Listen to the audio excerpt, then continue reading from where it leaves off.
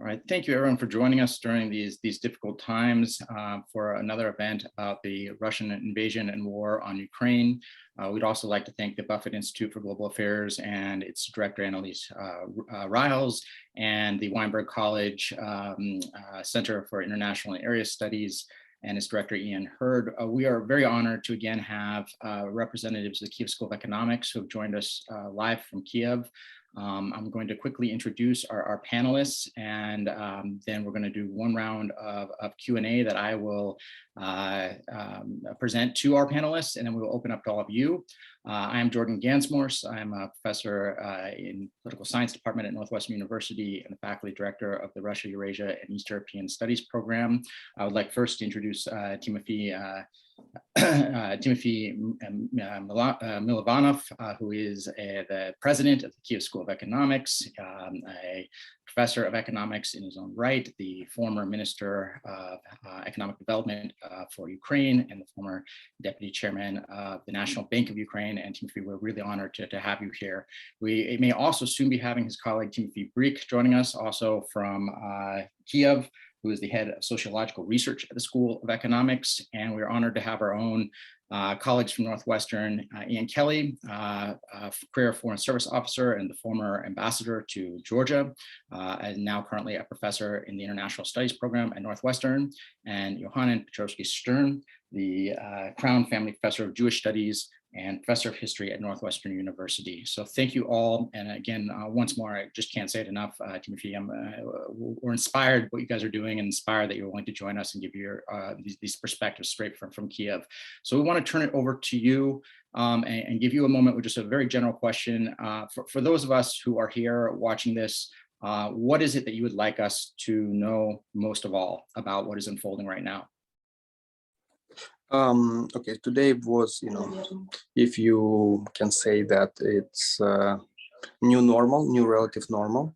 What it means is not too many shelling of residential areas.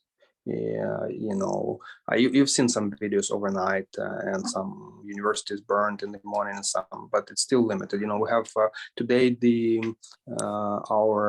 have paramedic official service. It's called State Security Emergency Service. It's non-military, just it's firefighters and paramedics. They announced the official body count of civilian population this morning at 2,000. Just 2 days ago, it was several, 100 to something. So it's escalating really, really fast. And I think if the official count is 2,000, then unofficial is probably, times of that, 3-5 times of that. So we're looking at a massive, major conflict in Europe now. And there is some sense that there is a pause, and there's direct and indirect and intelligence evidence, and I'm not going to be disclosing intelligence evidence, but direct and evidence is that there are convoys around Kyiv and around major cities. They are regrouping. That's all in the news. You see satellite images, and they have not been making attacks, so they are definitely regrouping. And there's indirect evidence. Is that Uber and local service Uklon, it's like Uber but local, we're operating in Kyiv today. So for example, my member of staff, and it's usually it's the price is only, it was only $40 to get from the left bank of Kyiv to the right one. It means bridges are working. It took them an hour to get through all the block posts and checkpoints, and there is another piece of indirect evidence is that one of our vice presidents is in the defense units, and they didn't lose any people this night. Last night they lost in their small unit, but they lost multiple people. But of course there are a lot of attacks and something. So what we fear is that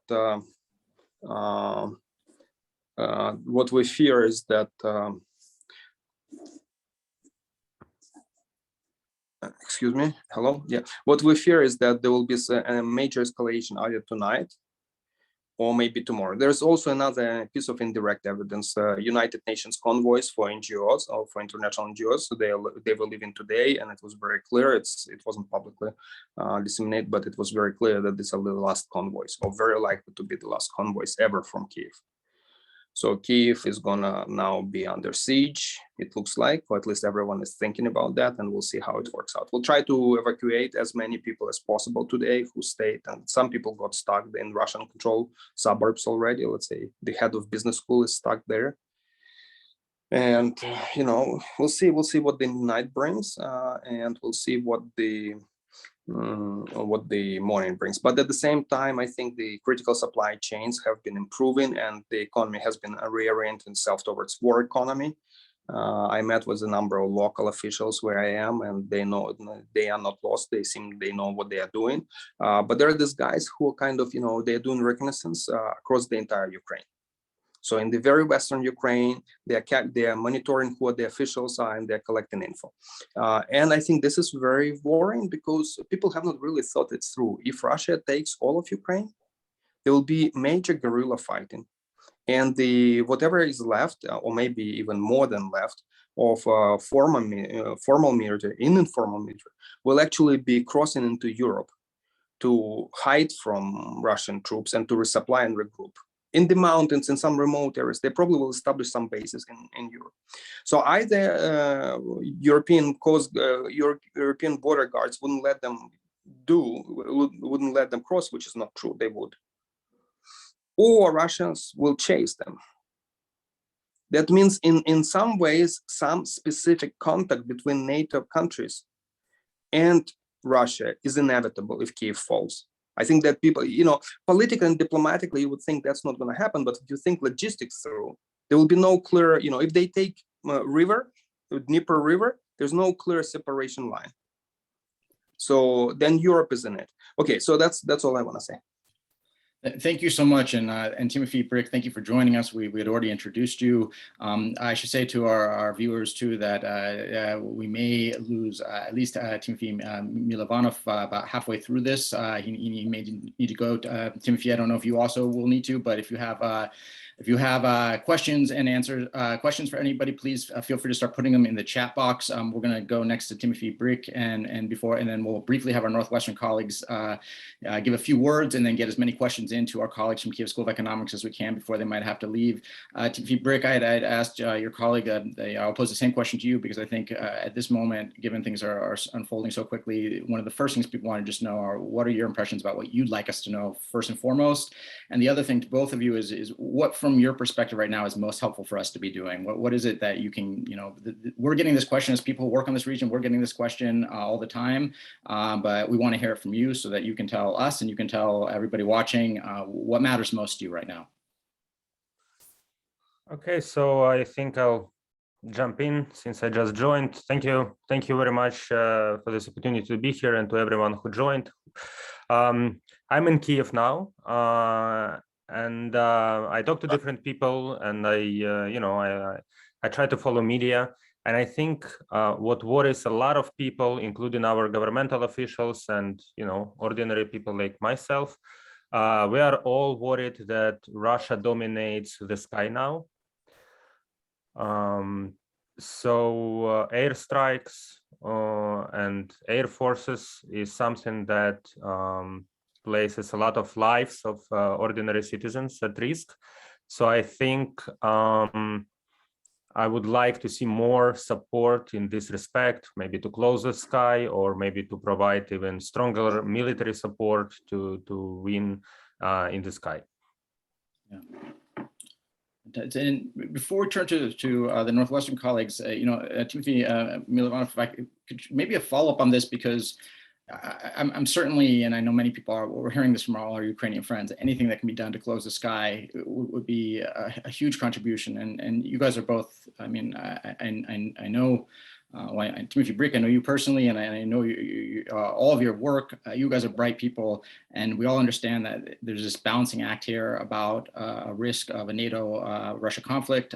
This was already just brought up now, and I think, and this is usually the response on the Western side, is that they're trying to avoid this. Could you speak to this? What's your thoughts about basically the risk analysis from your perspective of closing the sky and what it does and does not get, and how much it raises the risk? We'd be very curious to hear your impressions on this. Tymofii, I'm gonna go, and then you'll continue in the same order, maybe, just to be efficient. So first of all, it's not just the technological warfare. It's a lot of opinion shaping. It's a lot of politics. It's a lot of special comms, stratcoms. So the West should continue to claim that it will never close the skies, regardless of what it decides to do. Okay, so that's one thing. Because there's no need to provide any excuse for Russia to escalate. It's better to get it done rather than to, to announce it and not get done.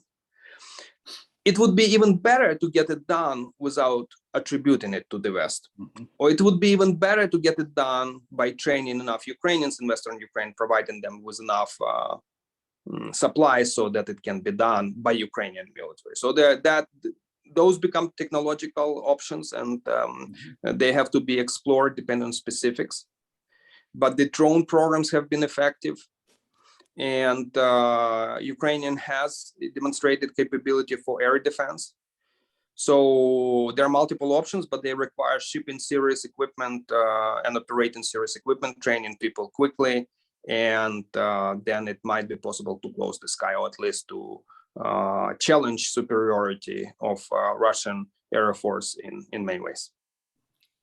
Thank you. Thank you. Tymofil Brik, you want to comment on this as well? No, I think it was a pretty deep comment.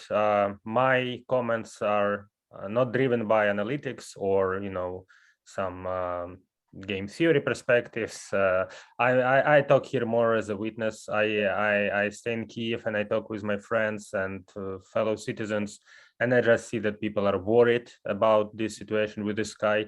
A lot of people are quite conscious about it. So, if today I was walking around my neighborhood and I was hearing that people were talking about it, so people understand that the sky is the issue and they expect our government to do something about it. So that is why I think it is a pressing issue, and what Tymofii just said could be, a possible diplomatic and technical solution to that. Thank you. Thank you. Let's talk with Ambassador Kelly. Ian, could you give us your impressions about what is being done on the diplomatic side, what has been successful, what has not been successful, and what you hope to see happen soon?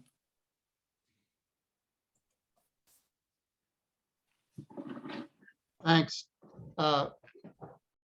Thanks, Jordan. And again, it's an honor for me to appear with both of our colleagues from Kyiv. I think I would like to, while our focus, of course, should be on Ukraine and this absolutely tragic situation unfolding, I'd like to take a minute or two to talk about the extraordinary events and decisions in Central Europe over the last week or so. How, these are seismic changes in policy. You've had policies that go back over 75 years change virtually overnight. Maybe most dramatically Germany, which basically overturned its policy about getting involved in military conflicts, doubled its defense budget in one day. And these are really changes in the biggest country in terms of the economy in Europe, which really will have, I think, long-term changes. Switzerland had 200 years of neutrality, didn't sanction Hitler, but they're sanctioning Putin now. Finland, again, strict neutrality, but now the parliament is discussing NATO membership. Sweden didn't provide any kind of arms to anybody during World War II, but is providing arms to Ukraine now. You've got the EU Parliament in one day voting to accept Ukraine as an accession candidate. And then on the other side, the abject isolation of Russia. There was a vote today in the General Assembly. Only 5 countries voted against the condemnation of Russia. But I think most notably, the only ally of Russia in the CSTO, or the Eurasian Union, to vote against was Belarus. All the others abstained. So this combination of tremendous unity, perhaps never before seen, or at least never since the Berlin Wall went up in the early 60s, never seen such unity of the Western community, and have never seen such isolation of Moscow. Thanks. Thanks, Ian, and we'll certainly circle back to you, and we just want to make sure that we get back to our Kyiv guests before they need to go. Yohanan, turning to you, you have yourself many connections in Ukraine and a great knowledge of this region, and we're going to share some thoughts about Russian propaganda and how it has been working, and want to turn over to you to give us some insights. Thank you.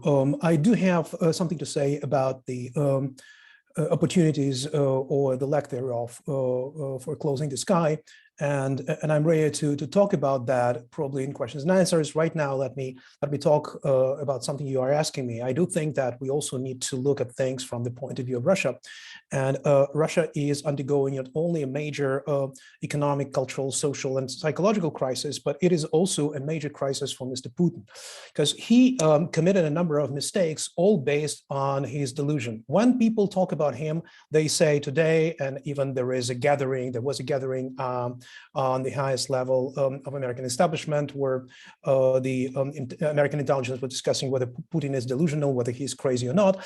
I do think he believes in what he thinks and what he says, and he is not able to look critical at his mistakes, and his mistakes are really very serious. Let's consider this. Putin is absolutely confident that Ukraine is a failed country. He was preaching that, he was teaching that, he said it several times, even before, when he was announcing the necessity for the troops to get into Ukraine and defend militarily the Luhansk and the Donetsk newly proclaimed republics. He also mentioned that Ukraine is a failed state. Now he's coming to Ukraine, and he realizes that there is a vertical of power, and this power is equally distributed. There are people on the ground, there are people who are taking responsibility for the towns and cities, and Ukraine actually is a very strong state with a vertical and horizontal system of management that does work in the most horrible situations. This is number one. Number two, Putin was preaching to his electorate, where there is no such thing as Putin's electorate. Well, okay, for the Russian people, for the media that is not a media but is one media in multiple forms. He was preaching that there is no such people as the Ukrainians, that there are Slavs, Eastern Slavs, who are a brotherly people of the Russian people, and they are ruled by the Ukri, which is derogatory, deprecating term for the Ukrainians. Putin is absolutely confident that this Ukri are the Nazis, and they are radical nationalists. And just if you remove this Ukri, the entire Eastern Slavic people will fall into the Russian embrace. And he really made a mistake, because once the troops are rolling on their tanks and armored vehicles into Ukraine, they realize that everybody there, from the peasant to the president of the country, are standing firm not to allow the Russians to occupy the territory. So there is such people, and this people demonstrates to us the examples of unity that are challenging our imagination. Three, Putin was confident, and his inspiration, Alexander Dugin, the geopolitical fascist philosopher, thinker of Russia, were always preaching that there is no such thing as the Ukrainian language. Well, we do hear this from the Russian bureaucrats for about 140 years. And once the Russian troops are coming to Ukraine, they think everybody speaks Ukrainian. There is no such thing as Ukrainian language. And suddenly they realize that they are identified as saboteurs or as the soldiers of the enemy, or as the enemy to begin with, just because they cannot speak Ukrainian language. They do not understand where to go. They do not. They cannot pronounce certain Ukrainian sounds, and they are momentarily identified as the enemy, and the Ukrainians apprehend them. So Putin was also confident that the country of Ukraine is ruled by a funny clown who is kind of a political non-entity. Of course, not a rival to Putin. Putin did not condescend even to talk to him. President Zelensky wanted to talk to Putin 5-6 hours before the invasion, feeling that things are, escalating very quickly. And Putin did not even bother himself to answer President Zelensky. Now, this alleged funny clown became a Maccabee, became really a Spartacus, who is defending the capital of Kyiv, who is representing the Ukrainian people, and who stands firm and demonstrates amazing courage in the face of that political and military onslaught. So Putin made all these mistakes, and it is a catastrophe for his ideology. So why the Russian troops are bombing the residential quarters in Kharkiv, Borodyanka, Irpin, and Melitopol, simply because they realized they cannot win. And Putin realized that his theory of what is Ukraine is a complete failure, and he needs to cover his mistakes instead of acknowledging them. I don't believe in his critical skills, so I would not even talk about that. But that is something to take into consideration. We are talking about a person who is sane, delusional, with firm belief in the myths that he is propagating. His myths are absolutely following the patterns of the Nazi propaganda. His idea of the Ruski Mir, of the Russian realm, is modeled along the lines of the Nazi Lebensraum. And now all of that started to fall. And we need to think what Putin might do when he realizes at a certain point that his geopolitical myth is nothing but a myth.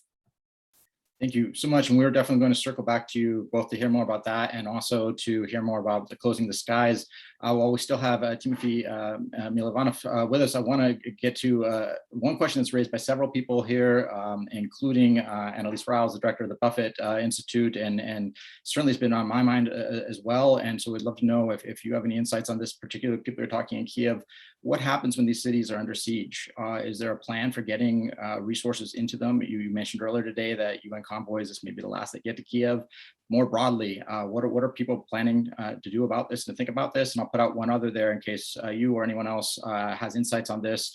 Many of us are watching this convoy very slowly and painfully slowly move and wondering, particularly for non-experts in military matters, why the Ukrainian Air Force, which we understand is still active, is not able to do bombings of it. So these are two things that are coming up in the questions and certainly things that I've heard many people wanting to know about. So any insights would be wonderful. Timofey, do you want to talk about the supplies, and then I'll just do an analytics on that? Sure. So what we observe now in terms of supplies that, we don't see a lot of new supplies coming, but those supplies that we have in storage in Kyiv is still enough. So, I was walking around checking shops and pharmacies, and I saw that people, yes, they're staying in lines, but the food is there and people are getting food. Public transport was going well, and so it seems like the infrastructure works well. Of course, in case, your question was, what if something happens? Yeah, what is the plan? Can people evacuate? I think this is a very difficult question to answer. I know that I have my individual plan. You know, people, I think a lot of Ukrainians now try to self-organize. They try to get in touch with volunteers, with family members, with friends, and to, you know, try to organize a car or a collective, I don't know, some group to protect each other and move. Yeah, but a lot of people, I'm quite confident that a lot of people would also stay because they're just glued to their houses, or you know, for different reasons. For practical reasons, some people simply feel that they need to stay with their elderly parents, and some people, they just feel that they want to fight. Yeah, so I think the worst case scenario, and Tymofy mentioned this in the beginning of his speech, that the worst case scenario is a full-scale guerrilla war, and a lot of people already have plans on that as well. I mean, people from academia I'm gonna enlisted. Yeah. Sorry, I'll have to disconnect literally in 2 minutes, and then I'll give it back. So I think on the, let's do simple calculus. Kyiv, Kharkiv, Mariupol, Odessa, these are Kherson, Mykolaiv, these are not poor areas. These are not poor cities. So they have supplies in even normal times. Now, they probably evacuated half of population left. So you doubled those supplies. The consumption is now going to go down because people will be more careful and will use it. So even calorie intake will go down. So it's another doubling probably. And then finally, you also have at home supplies people have, and they do have several weeks supply. So I think these cities have, 2-3 months supplies. That's for sure. What I hear from in Kyiv, that the businesses have problem donating supplies. You know, it's not the issue. This is not the issue. Ammunition is the issue. Ammunition can probably be airdropped or sneaked in. I'm not going to talk to you about the system of critical supply lines, but they are there. Okay, they're being built and they are there. So in fact, that's going to be, it's already a guerrilla warfare, because you need this critical supply lines, and they're going to be there. It's really going to be difficult for Russian force to control, even if they circle Kyiv, to control the entire Kyiv, because they're going to be vulnerable. So they're going to be focusing on certain areas, and that would leave them exposed, and it would be supply routes anyway. But it's not easy. So we'll see how it's going to work out.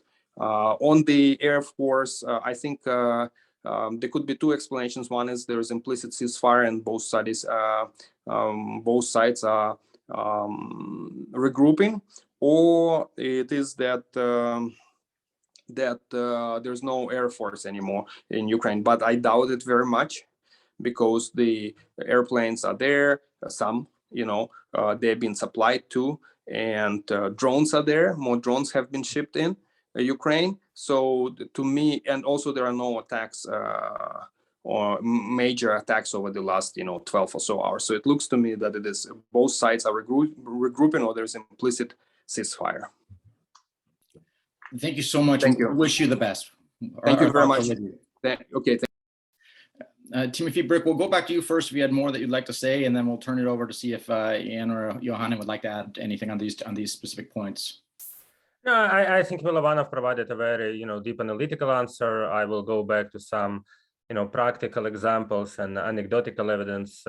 This is a benefit of having the witness. So, I was talking today with some people who basically organized these supply chains from smaller farms and villages around the city.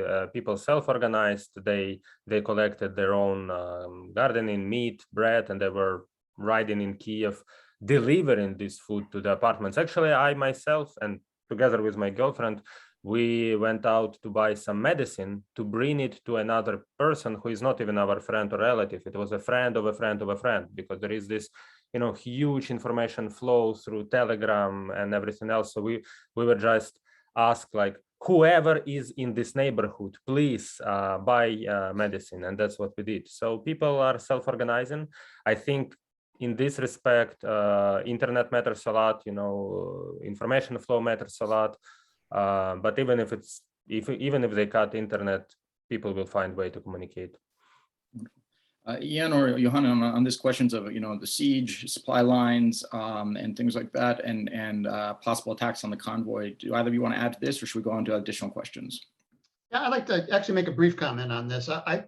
The way things are developing right now, and I think it's a reasonable assumption that Putin having seen that his plans for a quick decapitation of the government's not going to work, that he's going to double down. And this is going to create a humanitarian crisis, which will mean that there'll be tremendous pressure to have humanitarian corridors and a safe haven in the West. And this is going to mean the use of air cover, obviously. I'll give you one example from Georgia's experience in 2008.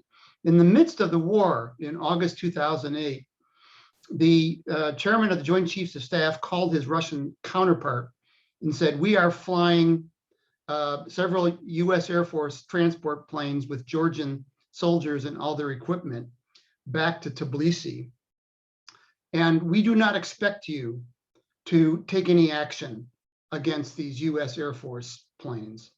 And Russia didn't. I'm not saying that Russia would do the same right now and wouldn't shoot down Western planes protecting a humanitarian corridor. But if things develop as, God forbid, they seem to be developing, I see it as inevitable that we have to create a safe haven for Ukrainians and a safe way out of these besieged cities. Yohanan, do you want to add to this, or should we go to another question? I was at the rally where anywhere from 4,000 to 6,000 people were present on Sunday with the Mayor Lightfoot and with Governor Pritzker, and the Ukrainians and non-Ukrainians supporting Ukrainian cause there were repeating as a very important mantra, "Close the sky, close the sky," and the entire crowd was yelling, "Close the sky." Why is this important, and why President Biden several times said we are not going to do that, and why the European Union is not ready to do that? The point is that, of course, they don't want to provoke Mr. Putin. They don't want to create any kind of pretext for Putin to start launching his nuclear missiles, as he has already warned the West. And Putin also, let me remind you, warned the West that whoever prevents the Russian troops to do what they have to do to accomplish their mission in Ukraine last Thursday, 4 o'clock in the morning, there will be very serious consequences. I don't want to quote him, but I believe everybody knows what I'm talking about. I would like to address this particular question. Ambassador Kelly mentioned that we need to create humanitarian corridors. The situation will worsen on per hour basis. I do agree with that, but I do not believe in safe haven for humanitarian corridors after the Ilovaisk-Qualdron. After Ilovaisk-Qualdron, what the idea was to take the troops out of the belligerent site, take them out of the combat, and bring them to safety. Ended up with the Russians basically shelling dozens and hundreds of Ukrainian troops who were trying to get out and who were promised safe haven. I do not believe this is possible in this conflict, even if we are talking about civilians. So I would like to step aside for a second and tell you this.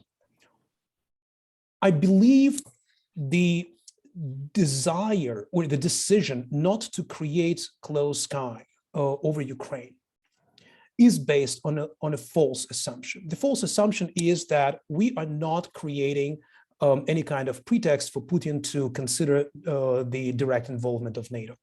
Trust me, Putin is a liar of the highest magnitude. He is a mobster, and he will create these pretexts when they do not exist. Because he follows his own logic, he doesn't follow the reality. When he needs to have direct engagement with NATO, he says NATO provoked him. And even if NATO sits as a timid, rabbit somewhere behind the hill and doesn't do anything, Putin will say, "I have been attacked." Therefore, to think that he would not create this kind of pretext is ridiculous. And I find it as a cowardice. Number two, Putin, as we all know, is trying to reconstruct the Soviet Union. let's think about that for a second. What does it mean?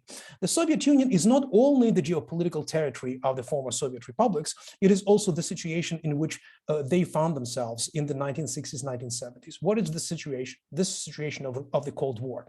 It means that for Putin, the situation of the Cold War, the situation of the direct confrontation with NATO, this enormous tension based on the fear of nuclear strikes, is his zone of comfort. He is okay there. What is absolutely not okay for us is absolutely okay for him. We have to understand that. You have to get into his head to understand how to counteract.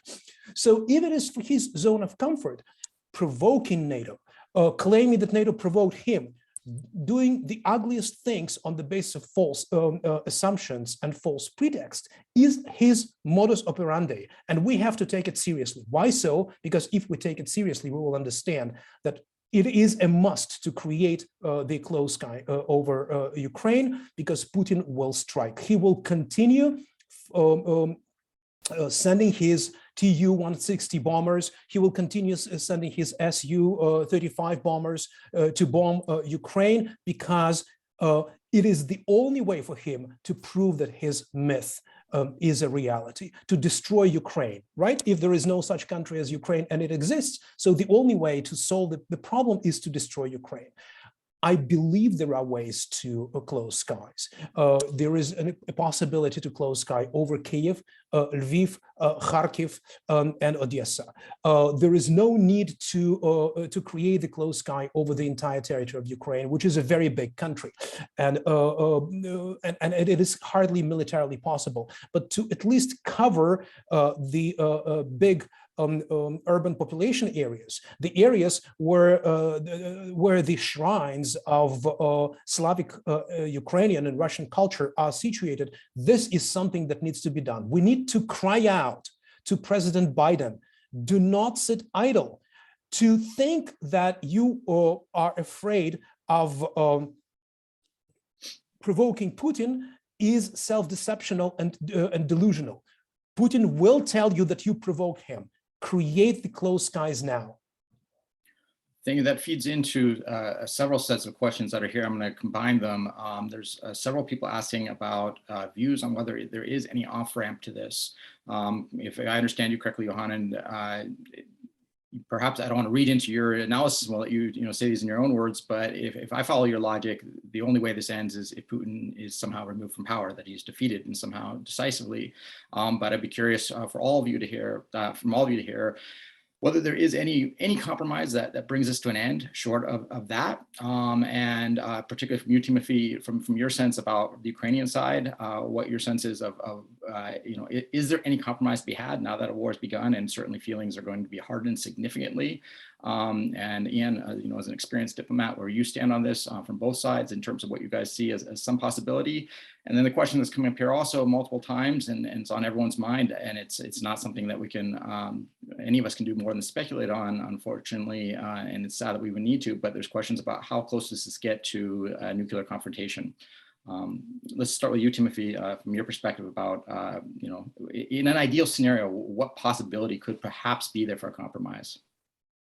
Yeah, well, the ideal scenario, and I'm conscious that it's difficult to reach, but the ideal scenario for Ukrainians, from what I see on the ground and from the mood of, generals, regular people, volunteers, and media, NGOs, all these voices around, people stay strong on the point that they would like Russian troopers to leave. And Ukrainians would be very happy to get back Crimea and the whole territory of Donbass. And I think currently, due to this mass mobilization and rally and, a feeling of, I don't want to say, I want to choose my words carefully, but there is a certain feeling that Ukraine is doing okay now. We did not lose the war in first 2 days. So people feel kind of patriotic and encouraged because of that. And this gives people legitimacy to have higher expectations, that they want more and they don't want to settle on smaller compromises with Putin. Pragmatically, I understand that this can be very difficult to achieve, that Ukrainians have to realize that it's, it's going to be a tough negotiations. The good thing here, the silver lining here, is that also President Zelensky has a massive support now. And I think if he stands by certain consensus himself, Ukrainians might support it because they support him. So that's my intuition. And do you want to add to this? Yeah. First of all, I completely agree with Yohanan that the way to address this coming humanitarian disaster, of course, is to try and prevent it rather than responding to it. And of course, creating humanitarian corridors and a safe haven is responding to it, not preventing it. But I just want to point out that no Air Force is going to close the skies with fixed wing aircraft unless the radars and anti-aircraft artillery of the enemy is taken out. And that, of course, implies a direct attacks on Russian forces by NATO forces. So that is a huge psychological obstacle, I think, for NATO to try and get over, because it does mean that we would attack Russian forces before Russian forces attack us. If I were to fault the West's response to this threat, which began really in end of November, we did not really prepare for this terrible scenario of air superiority over Ukrainian cities. We've done a great job in providing anti-armor weapons and also anti-helicopter weapons with the man-pads, the Stingers. What we should have done is we should have given the Ukrainians Patriot missiles or equivalents. The problem with that is you need a several-month lead time to train people on them. But we certainly could have done it if we started in November. Same thing with a kind of Iron Dome type protection of civilian populations that the Israelis have and the Americans help them develop. We should have been thinking of that too. But I just want to point out that it's politically going to be very difficult for any Air Force to say we're going to close the skies without attacking Russia first. Before we go to Yohanan, could we get your thought on what Tymofiy Mylovanov had said earlier? What about this idea of doing this semi-covertly? It's basically a play straight out of Russia's own playbook. It wouldn't be covert. Everybody would understand what's happening, but we would just deny it the same way that they have denied since 2014 that they have troops in Eastern Russia. In Eastern Ukraine. You know what it's like to be in the meetings with people who actually have to make this decision. What's your thought on that? Is that something that we could possibly do? Yeah, well, yeah. I mean, basically, the Soviets did that to us, of course, in Korea. The MiGs that were being flown were primarily being flown by Soviet pilots, killing U.S. airmen, of course. That is, yeah. I mean, that's not the kind of thing that you'll hear discussed in the White House or the State Department. It'll be discussed in other more secure locations in the Washington area, as you can imagine. And I would imagine that there already is some of this going on in terms of identifying targets, of helping Ukrainians use the weapons that we're giving them. I would like the president to reverse his decision to remove the several hundred U.S. trainers from Western Ukraine. I thought that was a very bad signal to send. Of course, we want American servicemen to be safe, but I think they could be safe if they went in there and resumed their training in Ukraine itself. And that would, I think, just re-emphasize that Ukraine is a sovereign nation and it has the right to defend itself and the right to ask for assistance from other countries. But yeah, I mean, it'll make a good movie someday, I think, if we are indeed thinking of putting American flyers into MiGs. Yeah, I mean, I don't know. I don't know if that's something that the president is prepared to do, because planes get shot down, pilots get captured. Yohanan? I don't suggest putting American pilots into MiG-29 and Su-35, the aircraft that European counterparts promised to give to Ukraine, which lost almost all of its powerful military aircraft in the first hours of the war.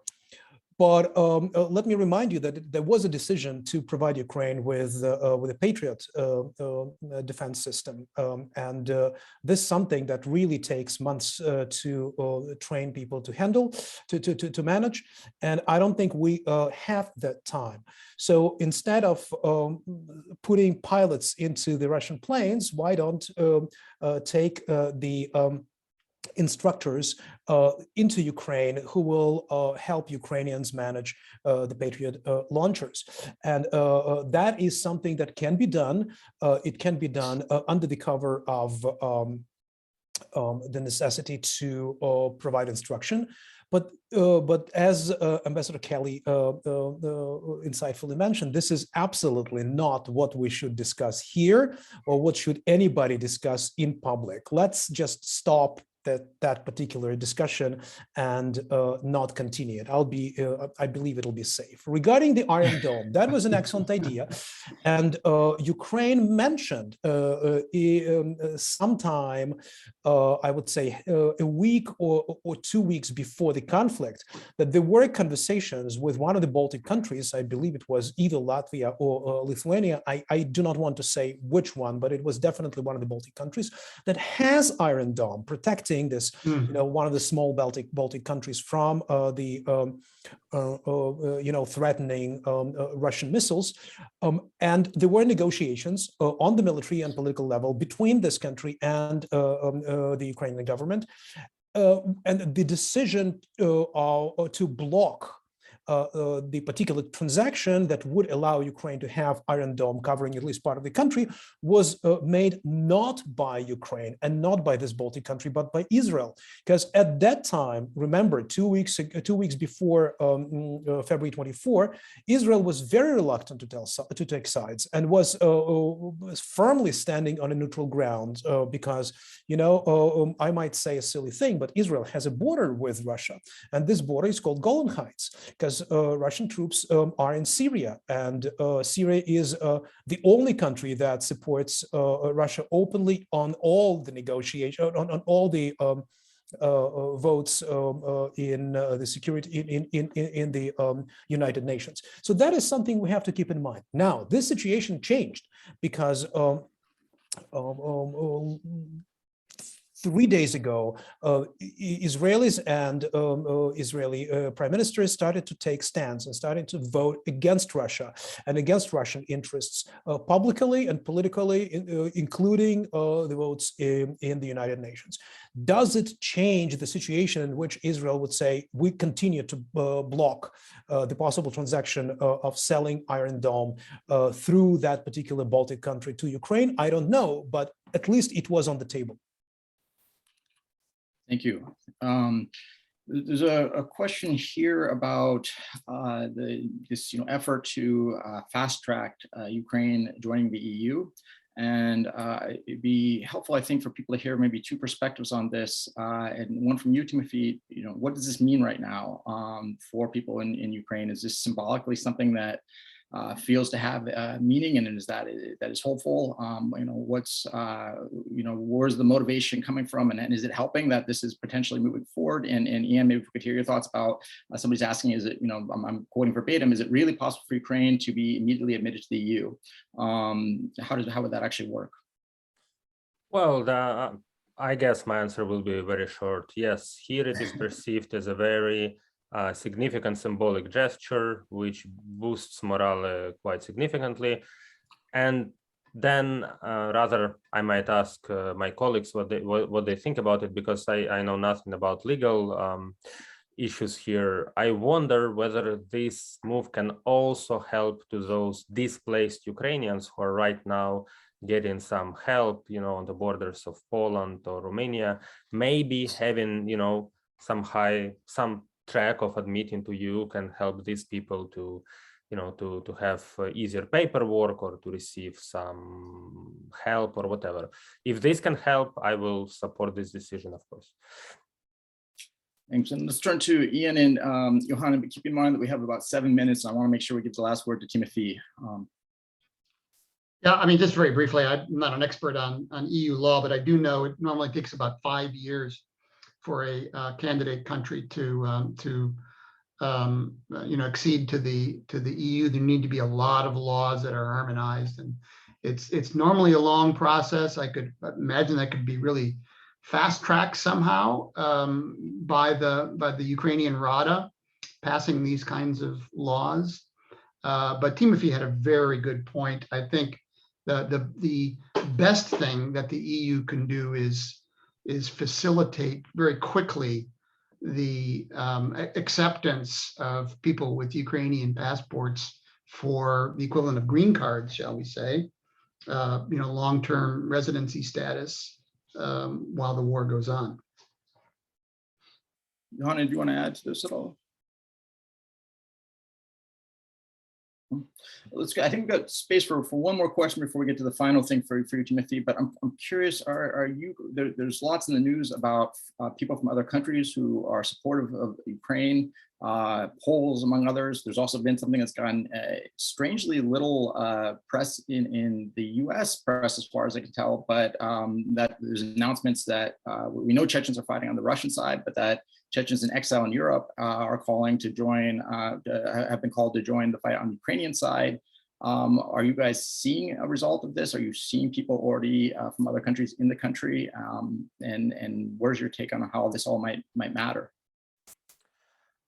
Well, here I see it only in media. So because I do not participate in military forces myself, I know very little about it. It could be true, but it's just not. Maybe this is something secret.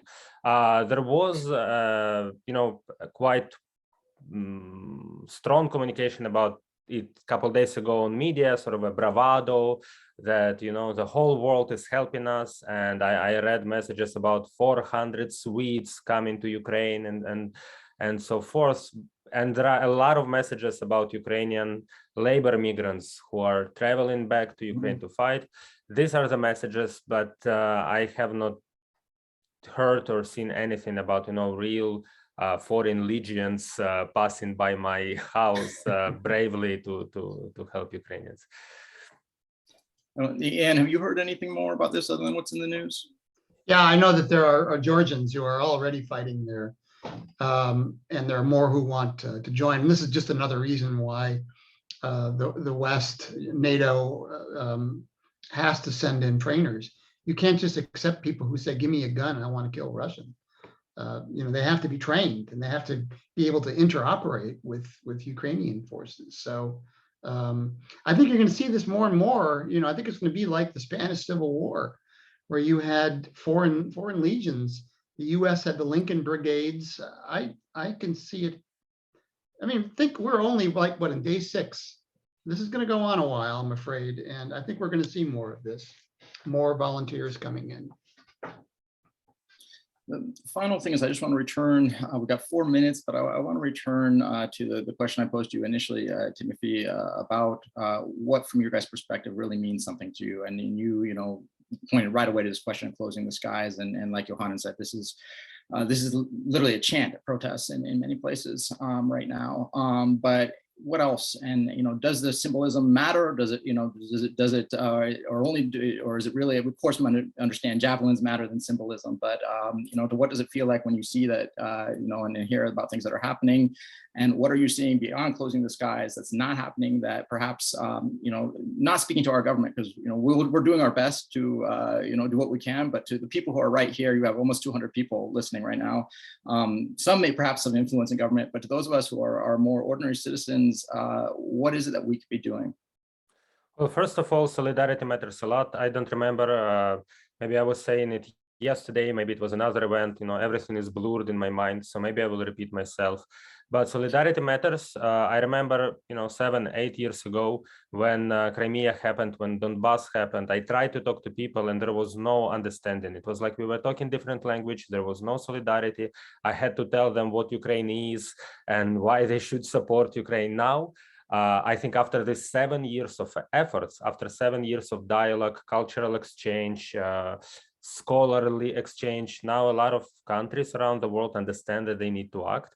But this is possible only because we have invested 7 years in solidarity.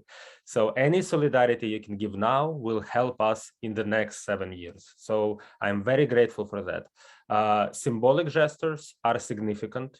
So all the support you can offer in terms of, symbolic gestures, like to support education, to support culture, to support displaced people, to go to the city center and with Ukrainian flag, whatever. Please do not stop doing that, because I know there could be fatigue maybe in 1 month. The world usually changes a lot. Maybe in the months we will have the second pandemic or another war, but I will be grateful if you still keep us in your mind. And on top of all of that, of course, humanitarian and military aid is still necessary. We can win this war if there is an unstoppable supply chain. Yeah, we have gasoline, helmets, rockets. And if you don't want to support army, you can always support us in terms of humanitarian aid. And, $20, $50, maybe in the US, it's not something big, but this can save one life in Ukraine. And I just put, if I'm not mistaken, you guys are still directly through Kyiv School of Economics, organizing donations, right? I just put the link in the chat. I hope that everybody can see that. If not, please write right away, and I'll make sure that happens. Exactly. I just want to stress that our donation is officially registered. The legal thing behind it is officially registered in the US. So you can pay from the US or from Europe. You can donate money to Kyiv School of Economics, and everything will be delivered to humanitarian aid only. Thank you. Thank you very much. Tymofii, thank you for joining us. It means a ton, and our thoughts are very much with you. Ian, Yohanan, thank you so much. Tymofii, please, give our regards to your colleagues as well who had to run early. We're wishing you the best during these difficult times. Thank you, everybody, for joining. And the Russian, Eurasian, East European Studies program, along with the Buffett Institute, is certainly planning on continuing to do everything we can to cover these events, to get the information out from Ukraine. And so please stay tuned for more information coming about things we'll be doing in the next coming weeks. But thank you again. Slava Ukraini. Героям слава.